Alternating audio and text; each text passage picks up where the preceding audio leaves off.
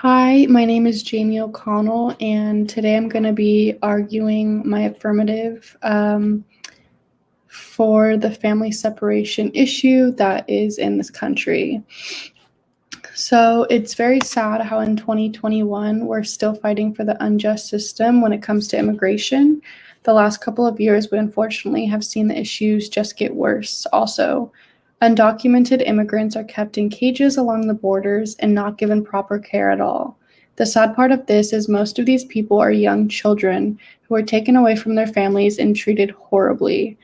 This is a huge human rights issue that should have been taken care of years ago, but sadly it's just gotten worse. A harm being these young children are taken away from their families at a very, very young age. Children need their parents at such a young age, and to be put through emotional damage at such a young age as these children are, it affects them for the rest of their life. We found that family separation was a major source of distress for refugees and that it was experienced in a range of ways, as fear for family still harm's way, a feeling of helplessness, a cultural disruption, the greatest resource of distress since resettlement, and contributing to mixed emotions around resettlement. So this quote is taken from an article published in 2018 by Miller A. Hess J, M. Bybee D, and Goodkind Jr. A bunch of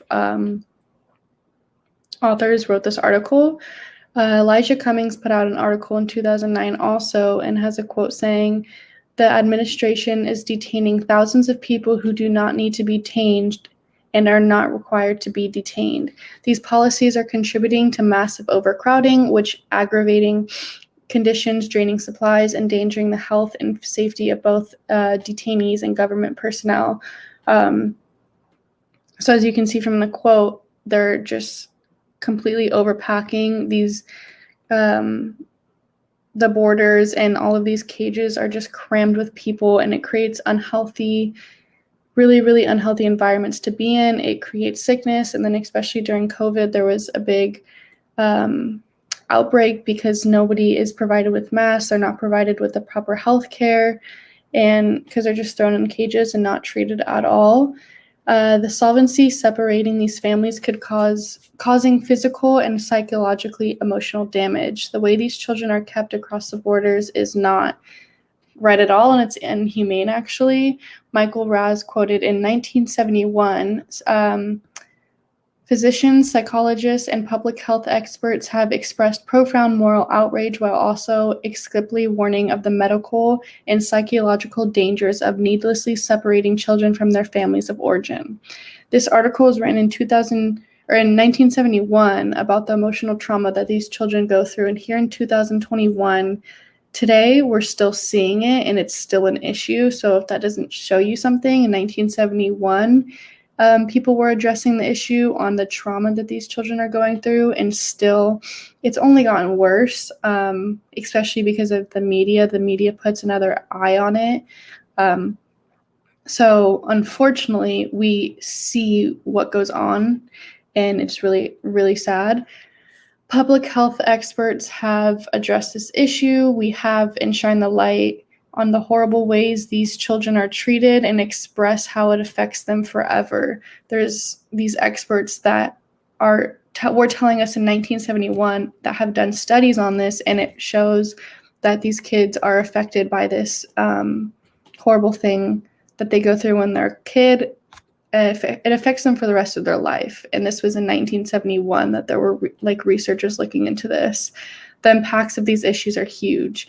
Sean King in 2018 says, "New Americans and their children fuel our country, working in every industry, including healthcare, construction, caregiving, manufacturing, service, and agriculture. They open and successfully run businesses at high rates, creating jobs for millions, and they contribute to our arts, culture, and government, providing new traditions to customs and viewpoints."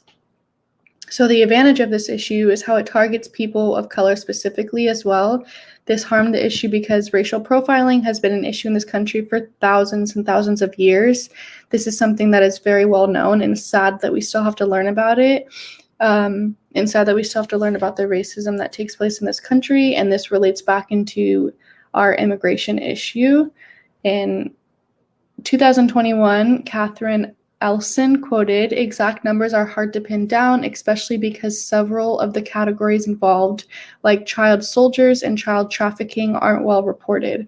What we do know for sure is that the number of people around the world being displaced from their homes is at an historically high level.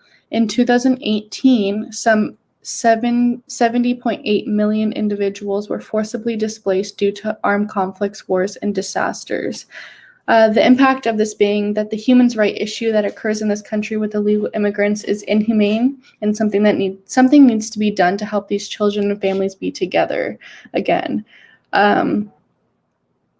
Like Catherine Elson quote, she says that a lot of families are put here or try to come here because they kind of get thrown out of their countries because of armed conflicts, wars, and disasters. So it's really sad to just see them thrown in cages, not taken care of at all, when really they don't have a choice. They don't have anywhere else to go because their own home country throws them out, or it's just not safe. So it's just really horrible to see.